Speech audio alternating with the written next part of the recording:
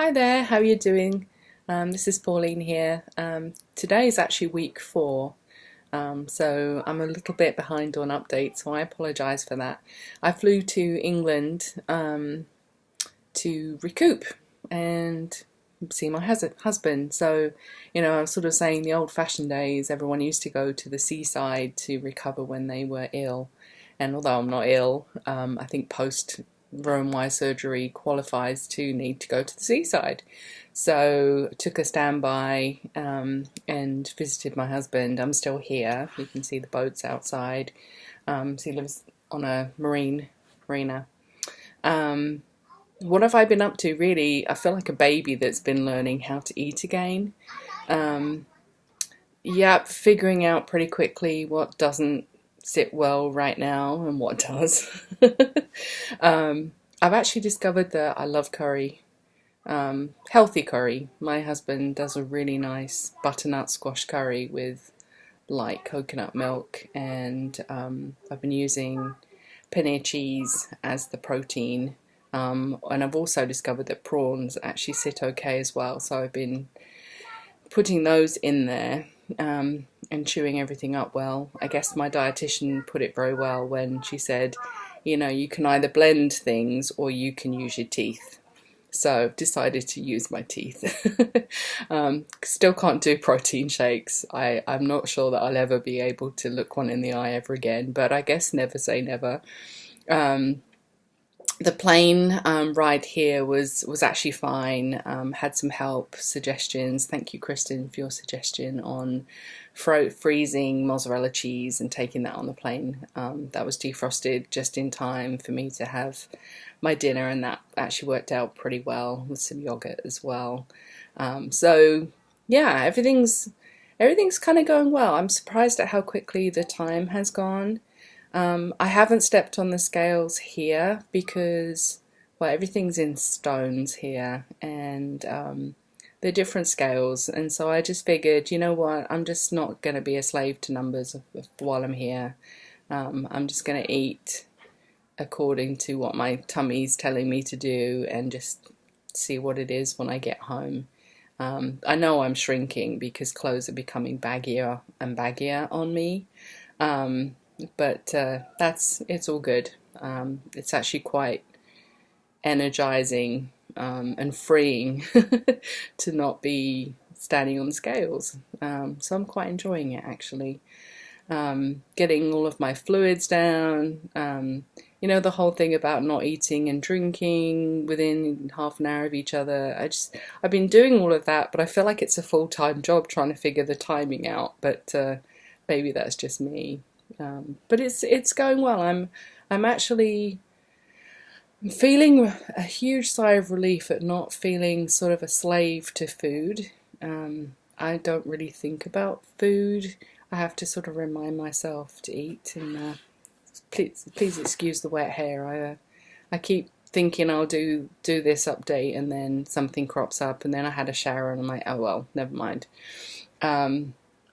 So yeah, I'm doing pretty well. The one thing I have really noticed, and I remembered because I moved back to England for 3 years in 2013 and then returned back to America in July.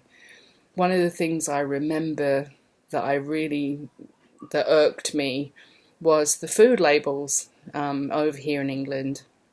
Everything's kind of normalized to 100 grams. So if you pick up a pot of something, it doesn't really tell you the stats for that pot. It tells you the stats for 100 grams.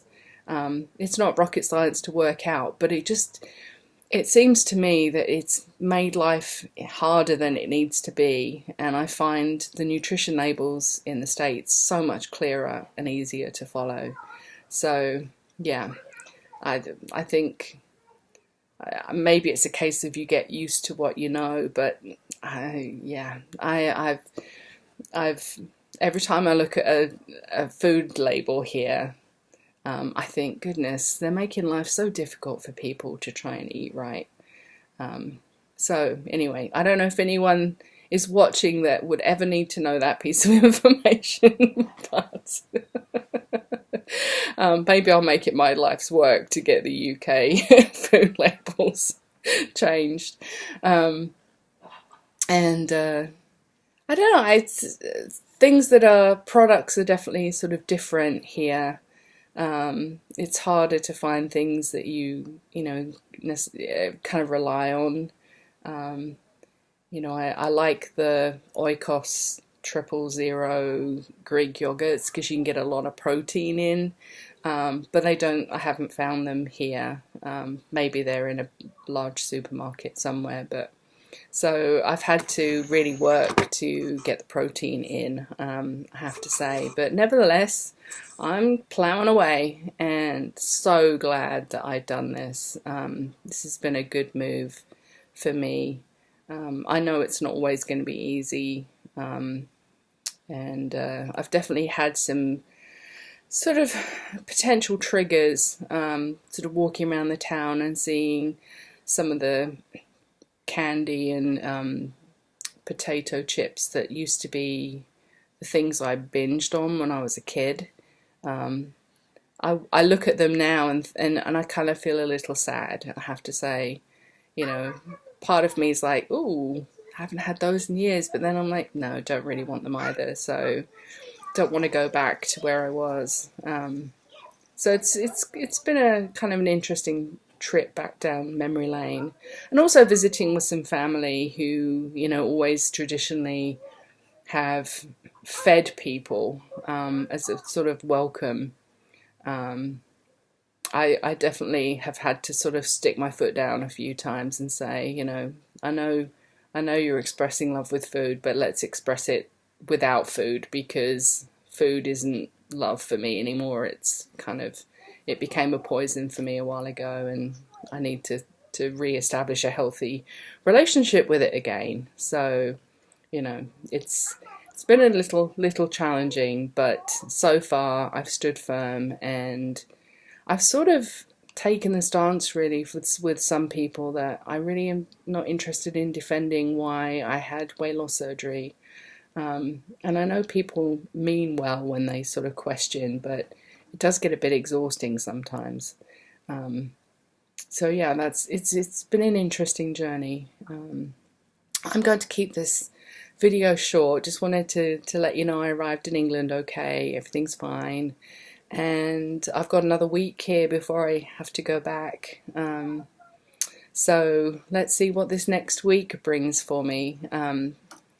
I've enjoyed keeping up with everybody's YouTube updates, and was absolutely delighted to see Mini-Me in Tennessee getting to goal. Excellent, congratulations. And just really delightful to hear from you all and keep up with you. So anyway, I will sign off now, but I hope you have a great weekend, and I will catch you next week, where hopefully I'll be a little bit better. I won't have quite so much going on. But anyway, take care. Bye-bye.